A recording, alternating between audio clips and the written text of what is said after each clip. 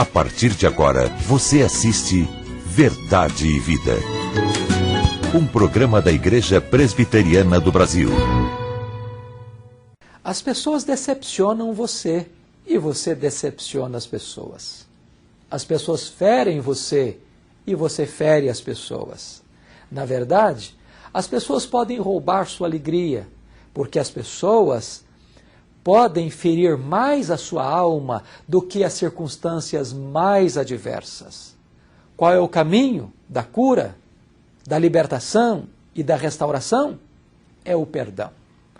O perdão é uma necessidade vital da sua alma, para que você viva uma vida plena, maiúscula, abundante e feliz. O programa de hoje vai tratar deste importantíssimo assunto. E eu espero que você, sua família e seus amigos possam desfrutar desta terapia divina, porque Deus quer que você viva uma vida feliz, exercendo e recebendo o perdão. Verdade e Vida. A palavra de Cristo para uma vida melhor. É com alegria que temos aqui o reverendo Carlos Aranha Neto, pastor da Igreja Presbiteriana Unida em São Paulo, presidente do Sínodo Unido. Seja bem-vindo, reverendo, aqui no Verdade e Vida. Obrigado, que privilégio. Privilégio e alegria nossa, reverendo. Reverendo, nós, na semana passada, tratamos com o reverendo Antônio Carlos Costa sobre violência. E num determinado momento ele disse que um dos motivos que levou a ele tomar uma posição foi o fato daquele atentado que ocorreu naquele ônibus que ia do Espírito Santo, vinha para São Paulo. E naquele ônibus estava sua neta, certo? Então o senhor vivenciou essa questão da violência na prática. Como é vivenciar a violência de uma maneira não apenas sob o aspecto social, mas quando a violência bate à nossa porta? Realmente, são duas perspectivas de tratar esse assunto. Uma perspectiva é quando você apenas observa os noticiários na televisão, no jornal, e você caminha para as estatísticas e se assusta com os números, mas outra coisa é aquilo que eu passei, você que me vê, me ouve, também pode ter passado, é quando a violência bate à porta do seu coração, da sua família. E você tomar a notícia de que um seu querido esteve num verdadeiro caldeirão de fogo e você ouvia os detalhes quando verdadeiros bandidos invadem um ônibus e saqueiam os passageiros e depois jogam gasolina no corredor, trancam a porta e aquele fogo que se levanta, aquele desespero, e você vai olhar a violência então de uma maneira muito mais profunda e dolorida. É diferente. Diferente. Graças a Deus, porque sua neta conseguiu sair, muitas pessoas não conseguiram e morreram ali. Mas tem muitas pessoas que acham que a violência não acham que essas coisas não acontecem com os crentes, que os crentes estão imunes a essas vicissitudes que a vida apresenta. O senhor concorda com isso? Absolutamente. Daniel, você olhe bem a um tipo de mensagem religiosa que se multiplica em nossos dias, é de que alguém, quando recebe a Cristo, está isento dessas circunstâncias próprias da sociedade em que nós vivemos. Mas veja o Evangelho, estude a palavra de Deus. Em lugar nenhum existe esta promessa de Deus de que nós estaríamos acima das circunstâncias eventuais, das lutas, dos problemas nossos. Quando nós lemos a história bíblica, lá em Gênesis, a partir de Abraão, depois com Moisés, depois os homens de Deus, lemos na história, no livro de Hebreus, aquilo que os homens de Deus passaram, a violência que eles sofreram, mostra que Deus não isenta os seus servos de enfrentar situações comuns a todas as pessoas. Agora, por que Deus permite isso? Não seria natural você imaginar que Deus tirasse os seus filhos do sofrimento, preservasse os seus filhos? Talvez fosse natural, mas não é assim que Deus tem agido. Reverendo, num momento como esse, é possível se perdoar quando a violência bate na porta de forma tão intensa? Teoricamente pode ser fácil, mas é muito difícil. Quando você ouve o relato de quem sofreu a violência, a primeira reação que a gente tem é de tentar encontrar uma vingança imediata. Por que isso? Quem fez isso? É somente pela graça de Deus que vai invadindo o seu coração, vai fazendo você se curvar diante da soberania de Deus, deixando de lado as perguntas, por que isto, por que aquilo, e Deus vai colocando no seu coração aquela paz, porque perdoar é um ato divino e que só vem de Deus para nós. Humanamente falando, é impossível, mas é possível quando você está diante de Deus, envolvido pela graça de Deus e sabendo que Deus está presente nessa situação. É possível perdoar porque Deus nos reveste desse poder. Muito obrigado, reverendo, pela sua presença aqui no Verdade e Vida. E nós vamos ouvir essa música e voltar com a mensagem da Palavra de Deus com o reverendo Hernandes Dias Lopes. Verdade e Vida. Uma palavra de esperança para um mundo em crise.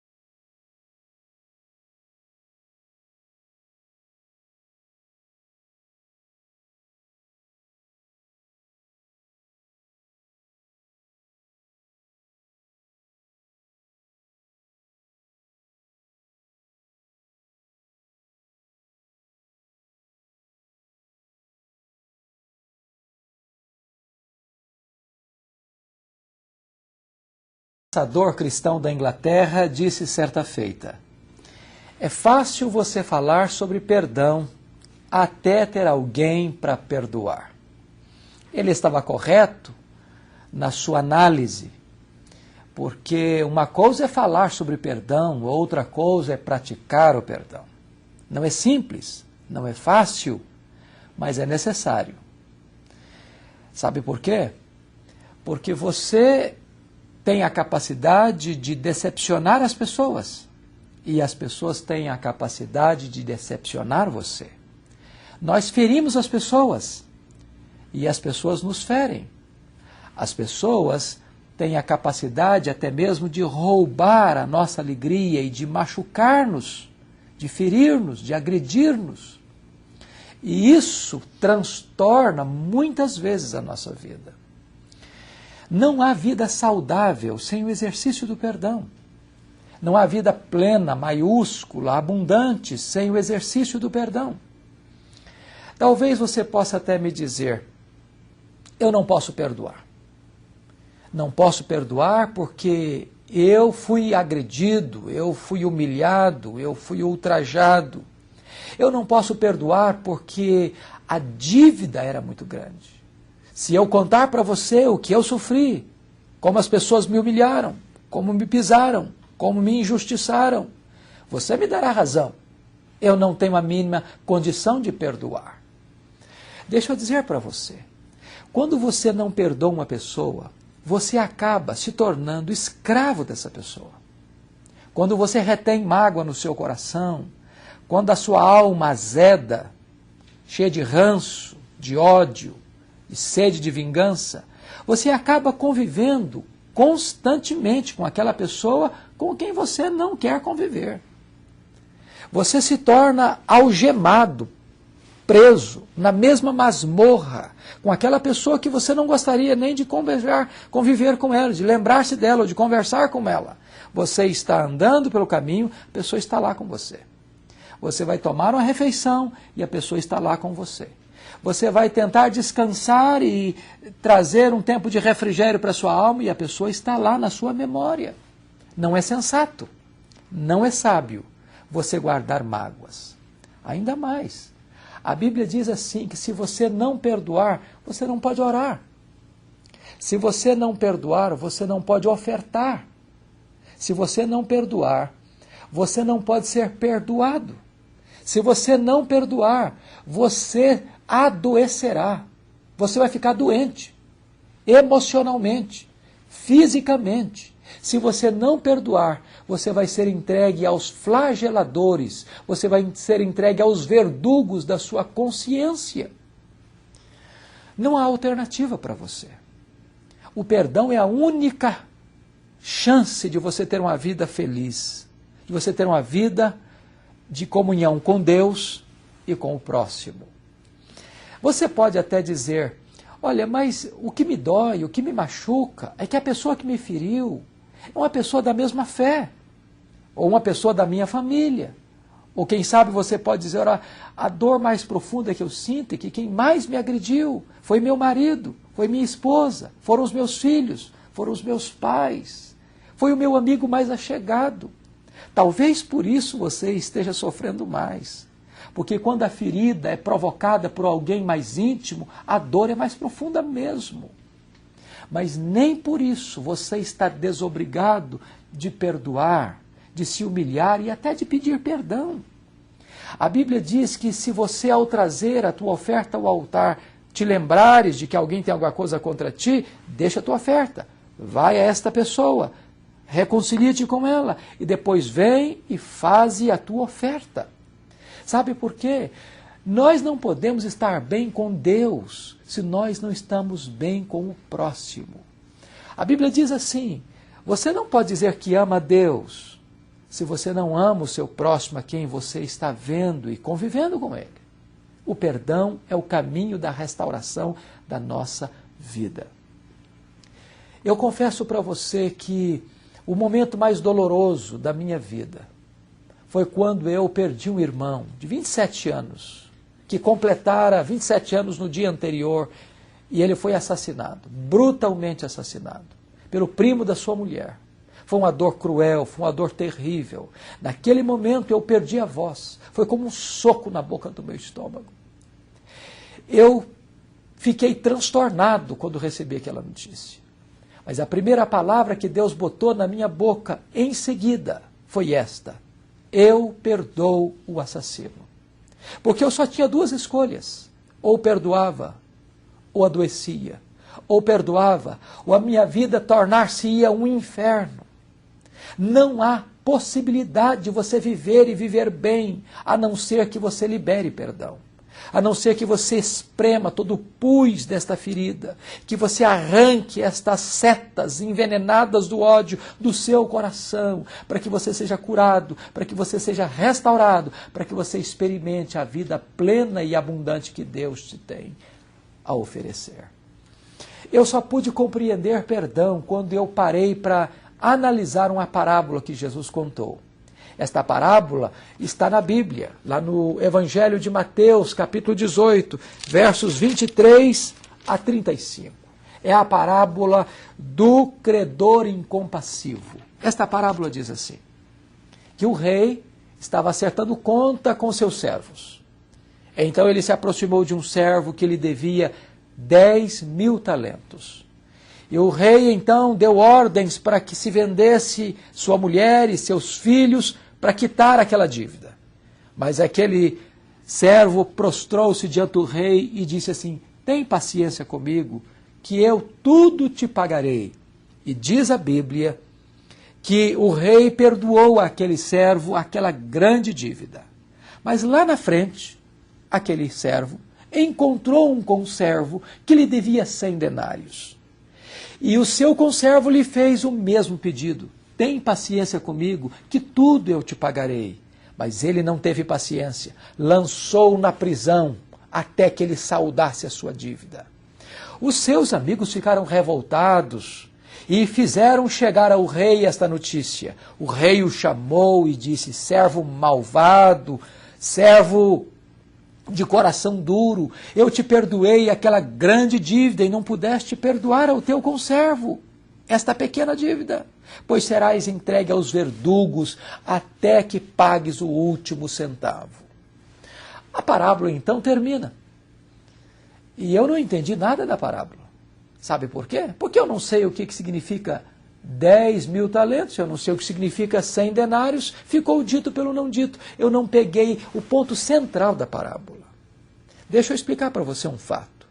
Quando Jesus contou essa parábola, ele contou mais do que uma parábola, ele contou uma hipérbole. Ele usou uma linguagem de exagero. Sabe por quê? Porque na Palestina do primeiro século, nenhum homem podia dever 10.000 talentos. O que é 10.000 talentos? Um talento são 35 quilos de ouro ou de prata. 10.000 talentos são 350.000 quilos de ouro ou de prata. Para você ter uma ideia, um talento era já algo extremamente valoroso. Para você ter uma compreensão exata do que Jesus quer dizer com esta parábola, todos os impostos da Galileia, Judeia, Pérea e Samaria, durante um ano inteiro, eram 800 talentos. 10.000 talentos eram os impostos de toda a nação durante 13 anos. Naquela época, o salário de um homem era 1 denário por dia. Para um homem conseguir ganhar 10.000 talentos, ele precisaria trabalhar ininterruptamente 150.000 anos. O que Jesus quis dizer é que a dívida daquele servo era impagável. Ele jamais poderia quitar aquela dívida. Quando ele disse assim: tem paciência comigo, que tudo eu te pagarei, ele estava fazendo uma promessa que não podia cumprir. Assim é a dívida que você tem com Deus. Você nunca poderá pagar e quitar essa dívida, mas Deus, bondosa e misericordiosamente, perdoou você de toda essa dívida. Pois bem, agora este homem encontra o seu conservo que lhe deve 100 denários. O que é 100 denários? 100 denários é o salário de 100 dias.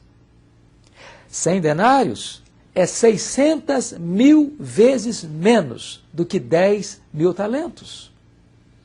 E ele, que fora perdoado de 10.000 talentos, agora não consegue perdoar ao seu conservo uma dívida 600.000 vezes menor.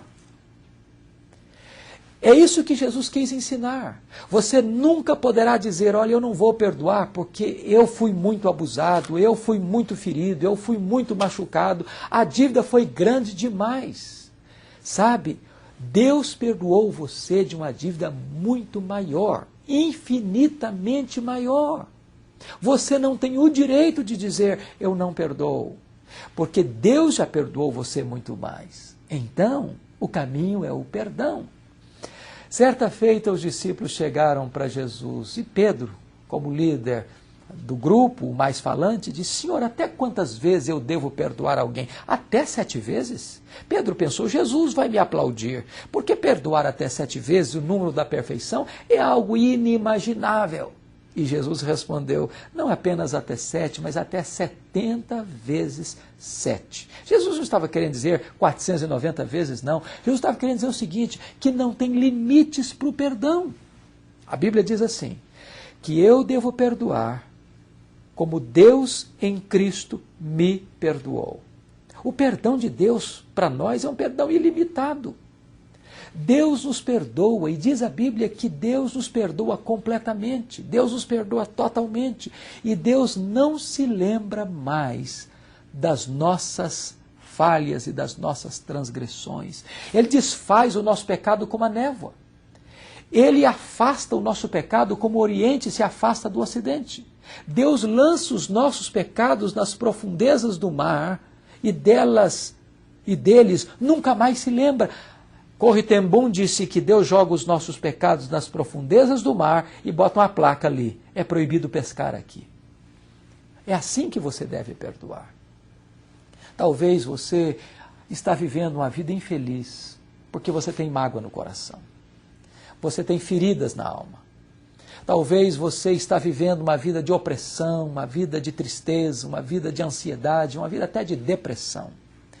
Eu lido com pessoas há muitos anos, eu lido com aconselhamento pastoral há 25 anos, e eu converso com dezenas, com centenas, com milhares de pessoas, e eu tenho descoberto que uma das coisas que mais atormenta a alma humana hoje é o pecado da mágoa, do ressentimento, da falta de perdão. Você não poderá ser feliz se você nutrir no seu coração a mágoa e o ódio. É preciso você tomar a disposição, a decisão de perdoar. Perdoar seu marido. O caminho não é o divórcio. O caminho não é a separação. Sabe, as pesquisas revelam que 70% daquelas pessoas que se divorciam e casam-se de novo, depois de 10 anos, separam outra vez e descobrem que o segundo casamento foi pior do que o primeiro.